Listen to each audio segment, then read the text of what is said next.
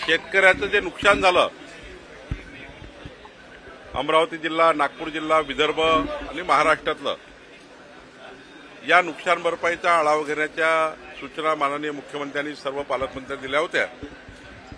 आज नागपूरची अवकाळी पावसात जे नुकसान झालं त्याबद्दलच्या नुकसान भरपाई देण्याबद्दलची बैठक आज जिल्हाधिकारी कार्यालयात आहे. आज पारशिवनी सावनेर तालुक्यातील काँग्रेसचे 4 सरपंच आणि मोठ्या प्रमाणावर काँग्रेसचे हार्डकोर लीडर त्यांनी भारतीय जनता पार्टीमध्ये पक्षप्रवेश घेतलेला आहे. भिवापूरमध्ये खरेदी विक्री आणि मोठ्या प्रमाणावर निवडून आली. 17 पैकी 17 सदस्य निवडून आले, त्यांचाही सत्कार झाला आहे. आणि आज मोठ्या प्रमाणावर जनतेचा विश्वास हा देवेंद्र फडणवीस सरकारवर, आमच्यावर, आमच्या पक्षावर वाढतो आहे. जनतेने जो विश्वास आम्हाला दिला आहे त्या विश्वासाला आम्ही समोर नेतो आहे. नाशिकच्या जळगाव महायुतीतील मंत्री आमदार मुगलांसारखे काम करतात असा आरोप आता आनंद परांजपे यांनी केला आहे.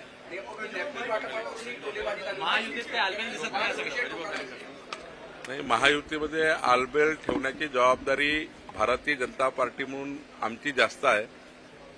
मी आणि माननीय मुख्यमंत्री नेहमीच पुढाकार घेतो आहे.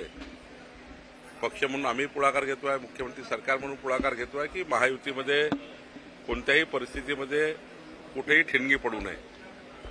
पालकमंत्री पदाचा तिढा सुद्धा लवकर सुटेल अशी व्यवस्था माननीय मुख्यमंत्र्यांनी केलेली आहे.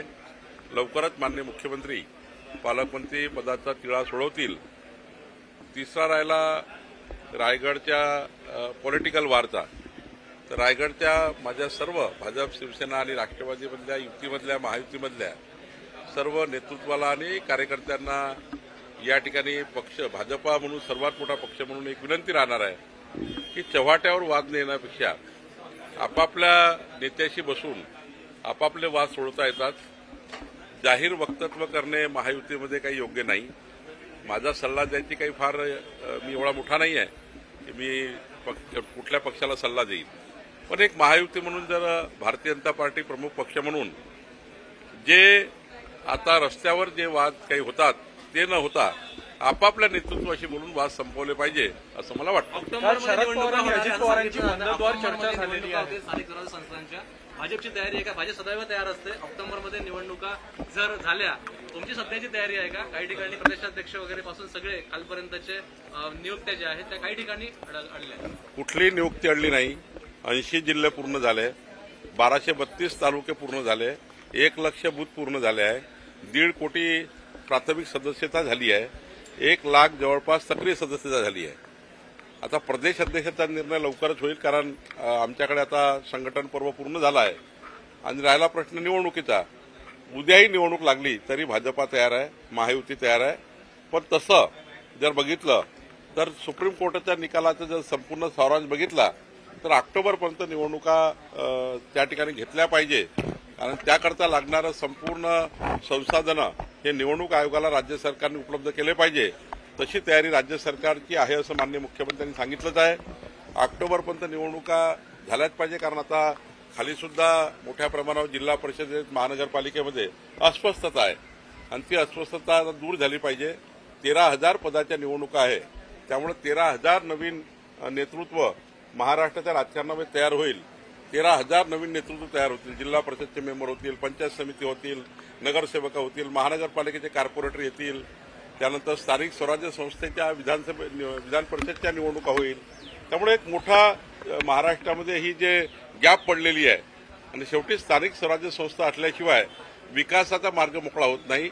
आता प्रशासकीय राज्य आहे, जोपर्यंत लोकप्रतिनिधीचं इन्व्हॉल्वमेंट विकासाच्या कामात राहणार नाही तोपर्यंत विकास होऊ शकत नाही. म्हणून मोदींचं सरकार, महाराष्ट्राचं सरकार आणि आमचे स्थानिक स्वराज्य संस्था या तिन्ही एकत्रितपणे काम केलं तर समाजाला जास्त न्याय मिळेल. ज्येष्ठ नागरिकांच्या मृत्यूनंतर संपत्तीचे वाद येतात, त्यामुळे घरी जाऊन मृत्यू प्रमाणपत्र तयार केल्यानंतर आपल्या राज्याचा पहिला प्रयोग जो आहे तो पुण्यात होत आहे. कसं पाहतो? आम्ही आता इतकं लोकाभिमुख केला आहे महसुली प्रशासनाला की पुढच्या काळामध्ये आमचा विचार आहे की फिरते सेतू केंद्र तयार करायचे.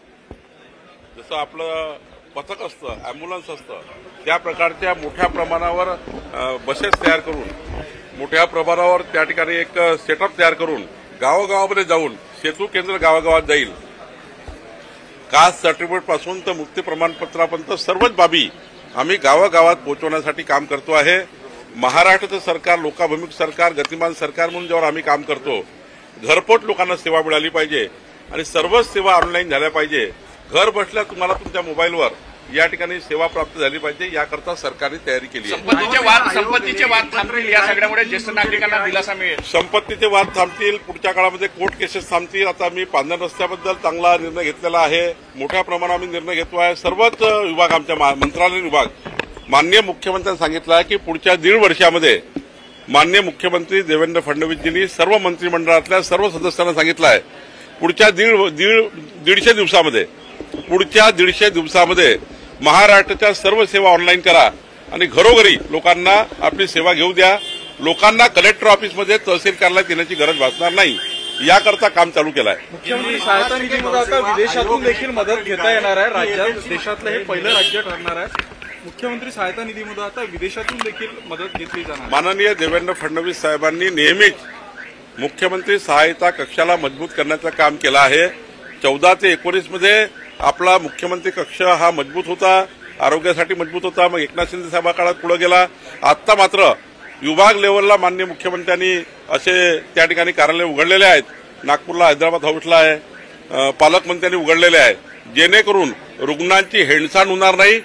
केंद्र राज्य सरकारच्या दोन्ही योजना रुग्णांना पूर्ण मिळतील आणि गरीब माणसाच्या कुठलाही जीव जाणार नाही, पैशाअभावी कुणाचे आरोग्य जाणार नाही, याची काळजी माननीय मुख्यमंत्र्यांनी घेतली आहे.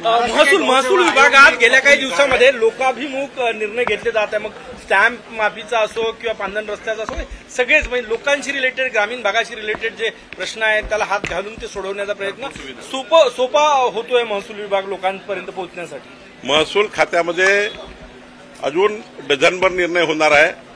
आता तर महसूल खात्यामध्ये काम सुरू झालं आहे, पण यानंतर शेवटी महसूल खातं हे कलेक्टरेटच्या संबंधी आहे. कलेक्टरेटला जेवढे कामं करावं लागतात तेवढं महसूल खात्याच्या अखत्यारीत असतात. त्यामुळं महसूल खातं हे अधिक आधुनिक करण्याकरता, लोकाभिमुख करण्याकरता आणि काही तर मी सांगतोय आपल्याला, MLRC कोडमध्ये असे काही नियम आहेत ते कालबाह्य झालेले आहेत आणि अशा काही नियमाची तरतूद करायची आहे जे आता जनतेला पाहिजे आहे.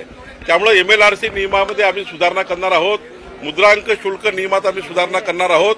जमाबंदी आयुक्ताकडे आम्ही सुधारणा करणार आहोत आणि पुढच्या काळामध्ये महसूल विभाग हा महाराष्ट्रातील महसूल विभाग हा देशातला क्रमांक 1चा विभाग ठरेल, असं या ठिकाणी काम आम्ही सुरू केलं आहे. राज्यमंत्री